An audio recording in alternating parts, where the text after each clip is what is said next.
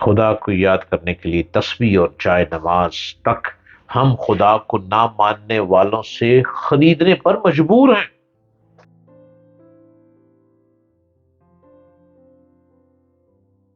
Hello, السلام علیکم، hello, how are you every body?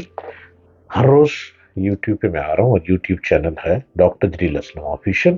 آپ میری باتیں سنتے چاہیے اور دیکھتے چلے جائیے، اور اس کو سبسکرائب بھی کرتے رہیں۔ میرے پاس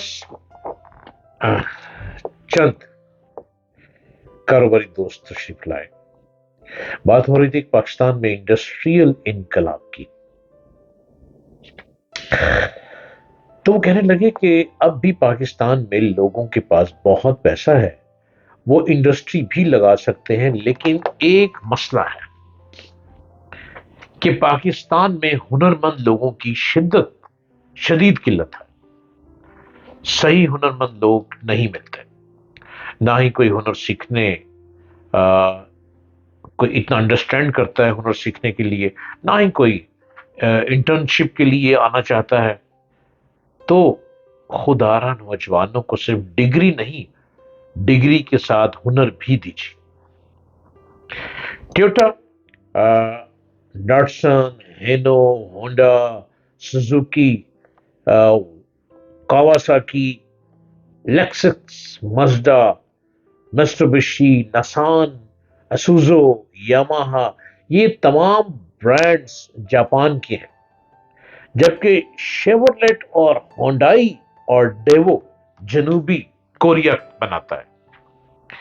آپ اندازہ کریں اس کے بعد دنیا میں آٹو موبائلز رہ کیا جاتے ہیں۔ آئی ٹی اور الیکٹرانکس مارکیٹ کا حال یہ ہے کہ سونی سے لے کر کینن کیمرے تک سب کچھ جاپان کے پاس سے آتا ہے۔ ایل جی اور سیمسنگ جنوبی کوریا سپلائی کرتا ہے۔ 2014 میں سیمسنگ کا یونیوی 305 جو اتنا ریونیو تھا، سیمسنگ کا جو ریونیو ہے وہ $305 بلین تھا۔ ایسر لیپ ٹاپ تائیوان بنا کر بھیجتا ہے، جبکہ ویتنام جیسا ملک بھی ویتنام ہیلی کاپٹرز کارپوریشن کے نام سے اپنے ہیلی کاپٹرز اور جہاز بناتا ہے۔ محض ہوا، دھوپ اور پانی رکھنے والا سنگاپور ساری دنیا کی آنکھوں کو خیرہ کر رہا ہے، اور کیلیفورنیا میں تعمیر ہونے والا ہسپتال بھی چین سے اپنے آلات منگوا رہا ہے۔ خدا کو یاد کرنے کے لیے تسبیح اور جائے نماز تک ہم خدا کو نہ ماننے والوں سے خریدنے پر مجبور ہیں۔ دنیا کے تعلیمی نظاموں میں پہلے نمبر پر فن لینڈ، جبکہ دوسرے نمبر پر جاپان اور تیسرے نمبر پر جنوبی کوریا۔ انہوں نے اپنی نئی نسل کو ڈگریوں کے پیچھے بھگانے کی بجائے انہیں ٹیکنیکل کرنا شروع کر دیا۔ آپ کو سب سے زیادہ ایلیمنٹری سکولز انہی تمام ممالک میں نظر آئیں گے۔ وہ اپنے بچوں کا وقت کلاس رومز میں بورڈز کے سامنے ضائع کرنے کے بجائے حقائق کی دنیا میں لے جاتے ہیں۔ ایک بہت بڑا ویکیشنل انسٹیٹیوٹ اس وقت سنگاپور میں ہے، اور وہاں بچوں کا صرف 20% وقت کلاس میں گزرتا ہے۔ باقی 80% وقت بچے اپنے اپنے شعبوں میں آٹو موبائلز اور آئی ٹی کی چیزوں سے کھیلتے گزارتے ہیں۔ دوسری طرف آپ ہمارے تعلیمی نظام اور ہمارے بچوں کا حال ملاحظہ کریں۔ آپ دل پر ہاتھ رکھ کر بتائیں، B E B, B com, M com, B B A, M B A, engineering کے سینکڑوں شعبہ جات میں بے تحاشا ڈگریاں، اور اس کے علاوہ 4 تک کلاس رومز میں جی پی کے لیے خوار ہوتے لڑکے لڑکیاں کون سا تیر مار رہے ہیں؟ آپ یقین کریں، ہم صرف دھرتی پر ڈگری شدہ انسانوں کے بوجھ میں اضافہ کر رہے ہیں۔